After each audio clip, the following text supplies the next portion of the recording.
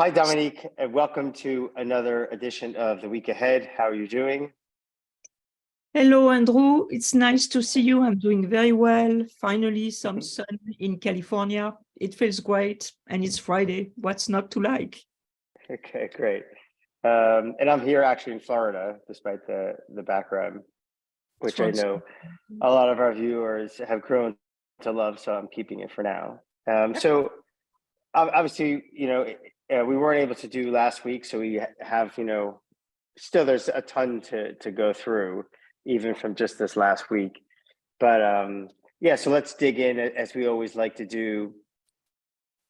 What was your take on the Fed? What was your take on markets reaction, the data, everything from last week? And what were the things that kind of stood out to you? Well, it looks to me like the markets are still digesting the last crisis. The reaction has been out of proportion with what seems to be the problem, essentially a big supervisory lapse on the back of a very weak framework. So the inheritance from the GFC is a quartet of too big to fail banks that put everybody else at a disadvantage, since the implicit government guarantee on deposits from too big to fail banks is, of course, stronger than on other banks. So we had a bit of a wobble at a badly managed bank in my state. Yeah. And, the Fed seems to have been asleep at the wheel. That's basically my take from all the comments in DC this week, whether Republicans or Democrat or somewhere in the middle, God knows. There was an issue with supervision. And that's it. I mean, we have the banks, the Fed balance sheets to look at.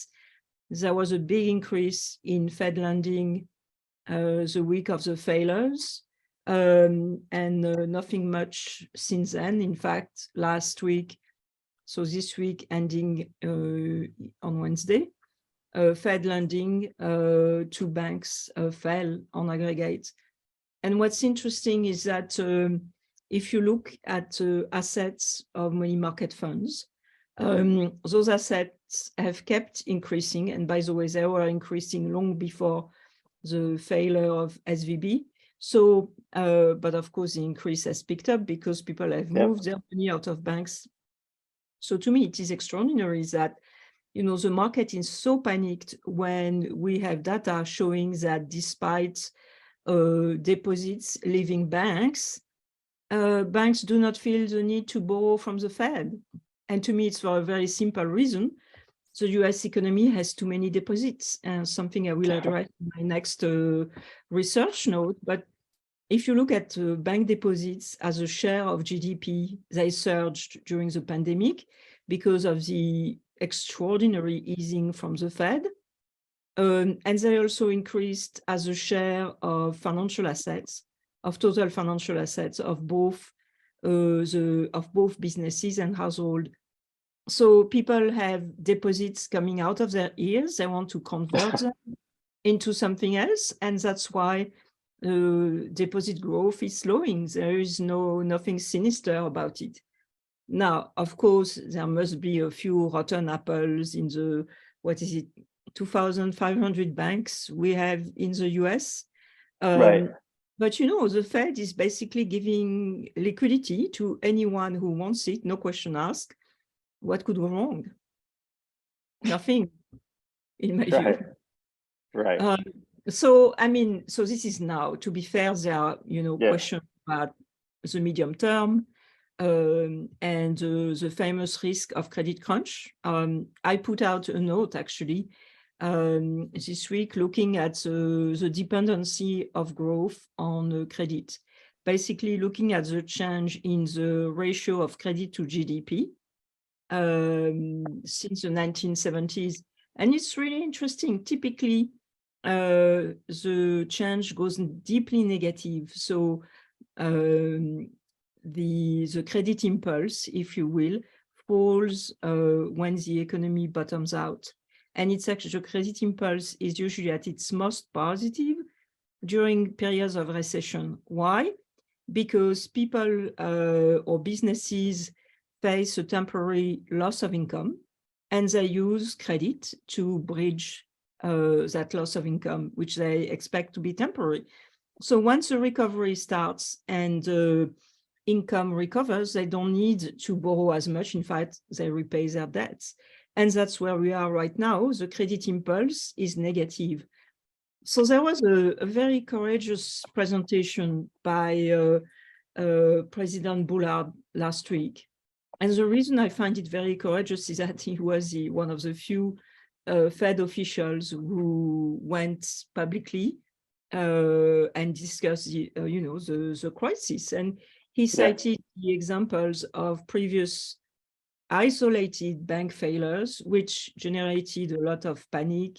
Continental Illinois is one name that comes to mind. And then guess what? Nothing happened to growth once the panic was over. So I agree it's a little too soon, to claim that nothing much will happen, but I'm looking at the Fed balance sheet at the moment, and I'm not seeing much. I'm not seeing anything there to make me think that the banking crisis is spreading. Right. Yeah, and to be fair, you were kind of ahead of the game on that, like even a week ago, and now it seems like the market's kind of coming around to that. So, if something was brewing, is it possible that it still comes out 2 or 3 months from now? Like this is a temporary measure that, I mean, banks still have significant, even if you would say like paper losses on their balance sheets, because they did get a lot of deposits and they did take a lot of those deposits and did put it in long dated treasuries and mortgages, and those prices of those fixed income instruments have gone down. And now if they pull away, if deposits do leave for whatever reasons, and the banks had not properly hedged that interest rate risk, there are more losses. But I guess they can continue and just hold those bonds to maturity. They just don't have a super profitable business, but they're not going under. Totally. I mean, so there are two issues here. One is the long-term business prospect of the banks, and I don't think those are great. Basically, with instant payment and with social media, banks can be there can be runs on banks at the speed of light, literally. So the traditional banking model where banks fund illiquid assets, loans through liquid deposits, I don't think is viable anymore. It's dead. We are going to move towards narrow banks. Even, if you want to be a bit modern here, central banks, digital currency, where basically you have a bank account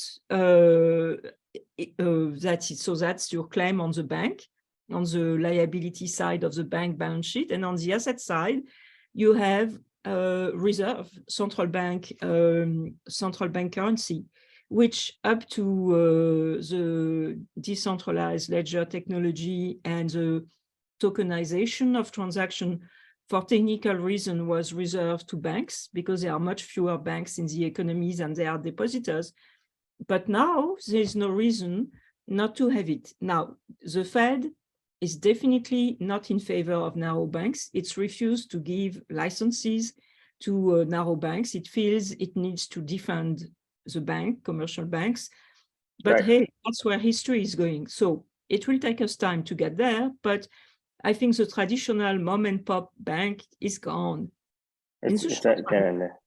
Yeah, but in the short run, you were talking about the paper losses. The thing about those bonds is if you can hold them to maturity, that is if there are no bank runs, you're not going to make any losses because this is debt from the US government, supposedly the safest in the world. So but just a question on that. I mean, if you even if the price comes down, but if you're holding something that's has a coupon of 2%, and your depositors are now saying, well, you need to pay us 4% or 3.5%. I mean, and they're not able to, and they obviously, if they're not getting a lot of new deposits in to take that and to put it in higher interest bearing loans, then they will have a negative margin at some point, right? 100%. Or does it not work like that? Okay. 100%. However, if you look at a bank CD, like 1 year CD rate, the run was on March 10. 1 year CD has not moved. It's not gone anywhere. So in the short run, you know, there is still quite a lot of inertia on the part of depositors. But in the long run, there is an issue, which is that this stickiness of deposits is probably not going to be as strong as it was in the past. And that's part of this issue of the banking, traditional banking. That's another wrinkle of is toast. Why it is a little bit different. Yeah, this time is a little bit different. So exactly. But coming back to the paper losses, and so to the solvency of the bank rather than the profitability, if banks can hold on to those bonds until they're mature, they are home safe because it should be fine. Yeah. And then if they can't, and there is a run, the Fed will lend them money without haircut, so on their bonds. So in a way, the new Fed facility is a way to allow banks to bridge, if you will, the difference between the time when the bonds are due to repay the depositor and the time when the US government will give them cash for those bonds. So it is a super powerful facility. I'm talking about the bank term funding facility. And by the way, it goes against 200 years of central banking orthodoxy to give money to banks without a collateral haircut. So it's just to give you a sense of how extraordinary. How big it was. Yeah. So risk-wise, so just thinking about now with markets, say, you know, let's talk about equities interpretation or credit. So I guess your thinking is equity markets kind of stabilizing or rallying makes sense to you. Yeah. Now, in the short run, because I think the sort of not so good aspect of this banking resiliency plus Fed unconditional supply of liquidity is that the economy is not going to slow down. And I know that this morning we had an inflation that was 10 basis points below consensus. So everybody's crying victory, but I'm sorry, Andrew, we've been there before, right? So I don't think the inflation battle is won. I'm still thinking that it will require a recession. But what has changed because of this banking panic is that the Fed has become much more risk averse. In fact, I'm struck by the fact that we've had so few speakers since the FOMC. And according to Bloomberg, that's a good point. Yeah. According to Bloomberg, San Francisco Fed President Daly has canceled all their public appearances. So we are getting a sense of a bit of policy paralysis. And I suspect what's going to happen is that the Fed, no matter what the inflation prints turn out to be, is going to wait a few months before it even reconsiders its hiking campaign. And God knows where inflation will be in a few months, you know. And right. So your take. So believing that, what are like investors' best trades to be thinking about then? So first of all, I'd wait a little longer, but you know, I think to be short the Fed funds contract towards the end of the year, because, you know, unless we are hit by a meteorite or there is an open conflict between NATO and Russia, I don't see the Fed cutting. So that's an obvious one. And that's still like 75 or even more maybe after today. I didn't get a chance to look.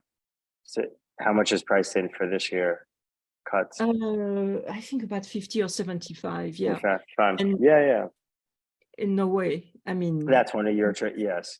unless the law of economic gravity Yeah. have changed while I was sleeping, which I don't think is Right. likely. And you don't think the long end selling off is possible? You still think if it looks like the Fed's not moving, but inflation is staying sticky, the cleanest trade is just to take advantage of all the cuts that are priced in. Yeah. Okay, fine. That makes. I feel like I've asked you that question times in the past, but I think yes, I makes feel sense. we Yes. are in for a replay of the second half of last year, where everybody was getting excited over slowing inflation, and tough luck, that's not what the data ended up showing. Exactly. Okay, cool. So let's move to the week ahead. What are your thoughts? What are you looking out for? Okay. Yeah, so I mean, obviously the Fed balance sheet, but it's going to be the same as this week. And of course, the commercial banks balance sheet, but this one is released with a 1 week lag, so it's a little bit stale. But I think with the Fed, we're going to see no increase or perhaps a small decrease in lending to banks. We're going to see a continued increase in money market fund assets. So that's the Fed and money market funds. In terms of the economy, NFP is a big one. And for once, I think the market picked a realistic number as consensus, which is 240. So I'm comfortable with that. I'm expecting a slight increase in participation, contrary to consensus that sees it flat. The increase is simply the savings rate, which was historically very low, has started to recover very slowly. And what it signals is that a lot of people are done spending the government stimulus, and the proportion of people who are, out of Biden cash basically is increasing, as those people have to go back to work. And I think that's what we've seen, a slight recovery in participation, more or less coincident with the recovery in the savings rate. So I think we could see this going, and the Fed is lucky. Maybe it will keep a lead on wages. I'm not so sure. It's still a mystery to me why wages have not accelerated more strongly. I suspect there are compositional effects. So this one clearly is a more important one.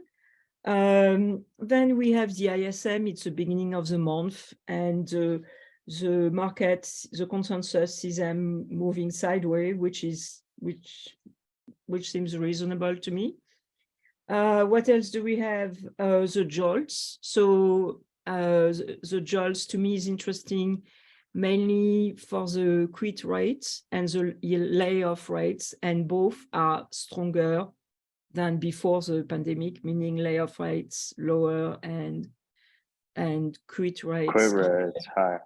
So have you heard this thing? As somebody was saying that there's another employment statistic that people watch, and it has something to do with kind of re-educating people on different skills, like a company, new job skills or something like this. And apparently this is